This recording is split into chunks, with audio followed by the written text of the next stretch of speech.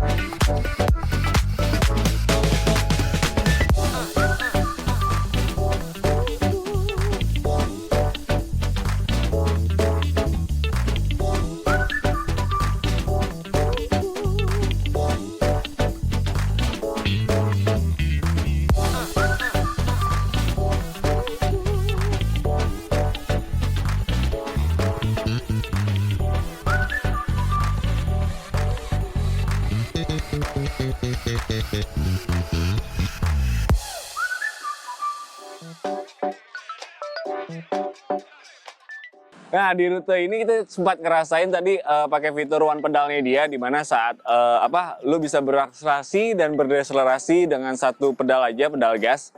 Dan saat lo berdeselerasi itu otomatis dia akan recharge baterainya. Nah, Nissan Kicks e-Power ini. So, tadi lumayan terisi banget karena turunannya juga terjal. Nah, saat tanjakan kita pakai lagi tenaganya untuk menanjak. Dan satu yang menarik nih guys, kayak lo tahu ya, ini kan hybrid dan dia cara kerjanya benar-benar disokong penggerak rodanya pakai motor listrik. Jadi torsinya itu anytime lo bejek gas itu ready. Instant torque itu benar-benar terasa banget di sini. Lo nggak seperti kayak mesin biasa konvensional, saat lo bejek gas, saat lo kick down itu ada jedanya, turun dulu baru naik. Tapi ini benar-benar torsinya naik banget. Nah guys, oke, tadi udah gue jelasin sedikit. Sekarang kita langsung aja cabut ke Pelabuhan Ratu. Kita lihat lagi rutenya seperti apa dan ada apa aja di sana, tantangan-tantangan yang akan kita lewatin. So, terus pantau. Yuk.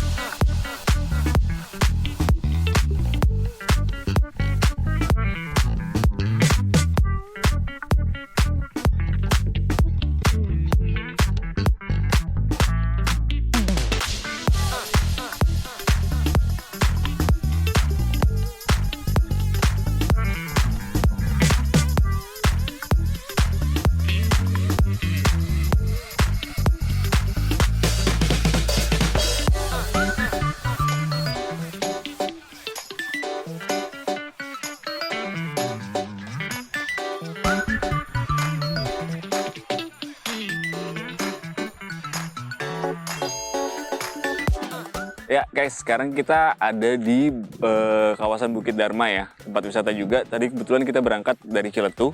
Nah, kenapa kita pilih ini? Ciletuh tuh ternyata punya banyak medan yang menarik.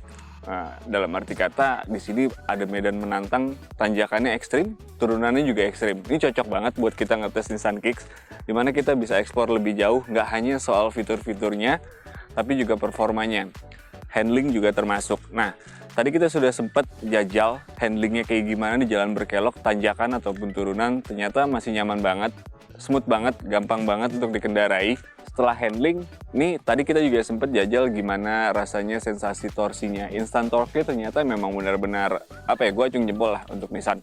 Di Kicks e-Power ini tenaganya benar-benar besar sekali, instan banget. Why? Why-nya itu karena memang semua roda-roda itu dikerjakan atau digerakkan dengan motor listrik. Jadi mesin itu seperti yang gue jelasin sebelumnya, mesin itu hanya benar-benar sebagai genset mengisi daya ke baterai, lalu disalurkan ke roda melalui motor listrik. Jadi sensasi berkendaranya Kicks e-Power ini benar-benar seperti mobil listrik 100%. Nggak salah, kalau misalkan torsinya pun juga badak. Buktinya saat kita sempat menyalip beberapa truk besar di area perkebunan tadi, itu gampang banget. Lo nggak perlu effort berat untuk nekan pedal gas, torsi sudah langsung tas. Keren lah pokoknya. Nah, tadi kita juga sempat ngerasain salah satu fitur unggulan Indonesia itu one pedal. Jadi di mana lo pakai satu pedal gas doang itu bisa buat akselerasi dan deselerasi. Ini gampang banget, cuman saat lo pakai ini, lo mesti pindah ke mode berkendara smart. Jadi ada pilihannya, seperti yang udah gue jelasin sebelumnya. Nah, saat lo berdeselerasi ini, itu otomatis tenaga saat lo deselerasi disalurkan ke baterai. Jadi dia kayak recharge. Ulang, lalu dimasukin lagi ke baterai untuk tenaganya dipakai kembali ke motor listrik. Nah, itu dia tadi kenapa Nissan berani klaim kalau Kicks e-Power ini lebih efisiensi dibandingkan mobil konvensional biasa. Jauh sih memang, nanti kita akan lihat hasil akhirnya seberapa perjalanan kita dari Jakarta, Ciletuh, kita balik lagi ke Jakarta. Oke, thank you guys.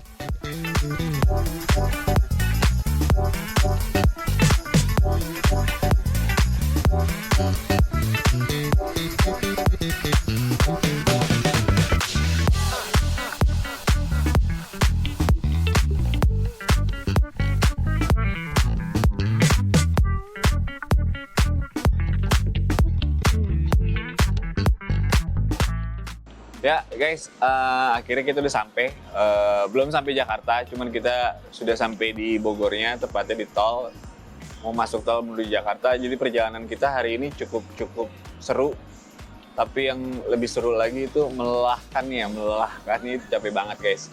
Jadi tadi kita udah ngerasain performa, handling, efisiensi bakar, lalu untuk fitur-fitur juga sudah kita coba.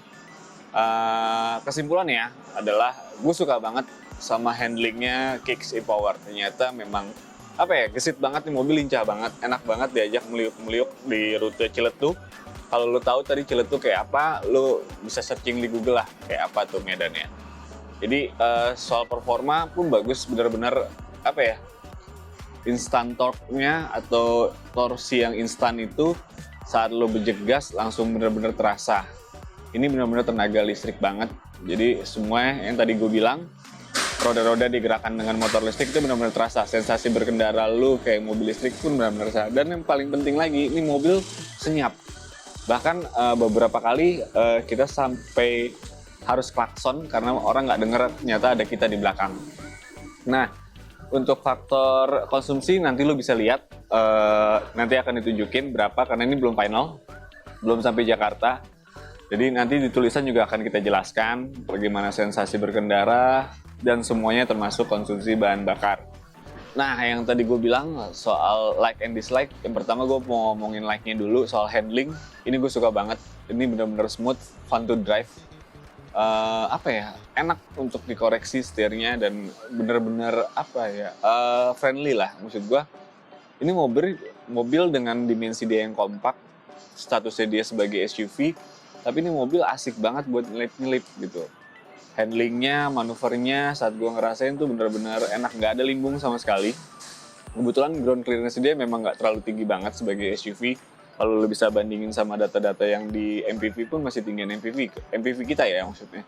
Nah, selain itu ya udah pasti torsi, gue suka banget. Teknologi oke, one pedal itu bener-bener terasa banget memberikan kemudahan dalam berkendara. Jadi lo hanya menggunakan satu pedal gas aja untuk ngerem dan bukan untuk ngerem ya, deselerasi dan untuk berakselerasi.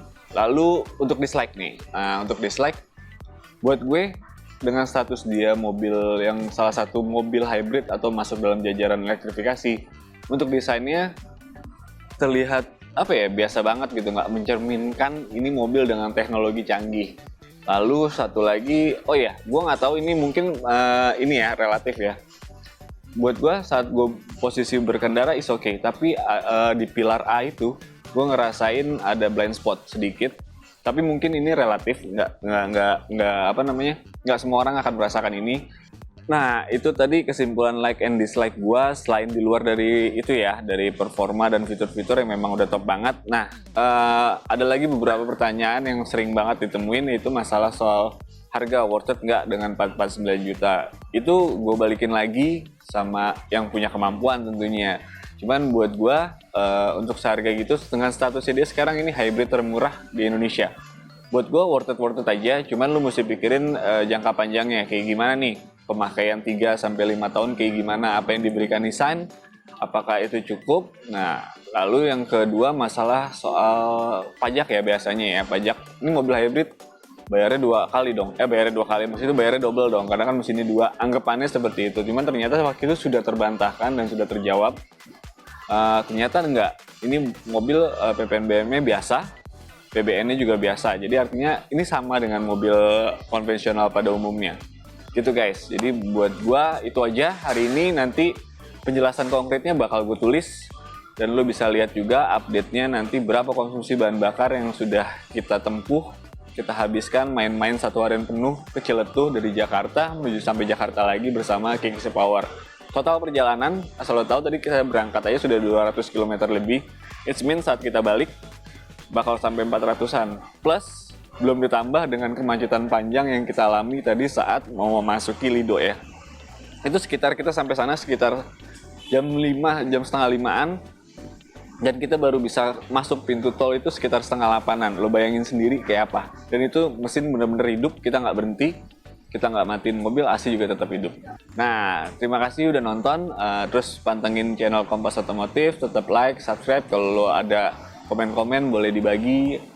Kalau ada pengalaman berkendara atau lo minta request review apa, boleh juga. Thank you.